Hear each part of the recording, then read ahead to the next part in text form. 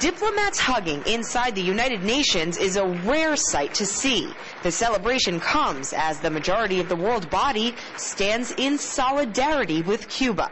The General Assembly overwhelmingly adopted a resolution demanding the United States lift an economic, commercial, and financial embargo against Cuba. The sanction, nearly 5 decades old, has been a major obstacle in the socio-economic development of the country.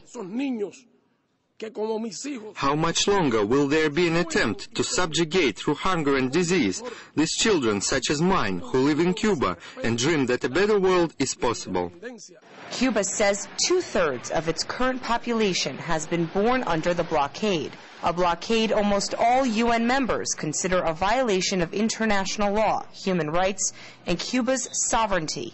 Russia is among many countries providing aid to Cuba after the country was hit by 2 devastating hurricanes that left thousands homeless. The continuing commercial, economic, and financial blockade of Cuba by the United States is counterproductive and out of step with the spirit of the times in which we live. It is a remnant from the days of the Cold War.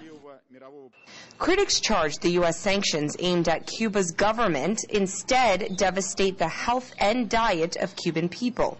The embargo prevents imports like medicines, seeds, fertilizers, and farm machinery. U.S. investors are barred from doing business in Cuba, and that costs the country an estimated $232 million a year. Washington continues to offer no compromise, insisting the embargo is justified. The real reason the Cuban economy is in terrible condition and that so many Cubans remain mired in poverty is that Cuba's regime continues to deny its people their basic human and economic rights. This is the 17th year in a row the General Assembly voted to end the U.S. embargo, but the measure is non-binding. It has had no impact on U.S. foreign policy in the past, but now the country looks to the future. U.S. presidential candidate Barack Obama has vowed direct diplomacy with Cuba's government and to lift travel restrictions to the country. His Republican opponent, John McCain, refuses to negotiate with the current Cuban government. Some Republican Cuban voters are actually crossing party lines November 4th, voting for Obama due to the embargo issue.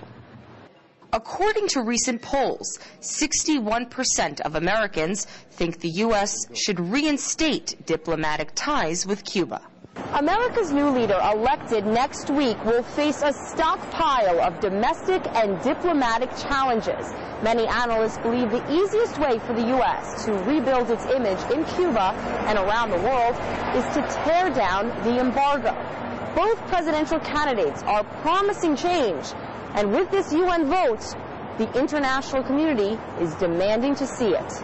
Marina, Port 9.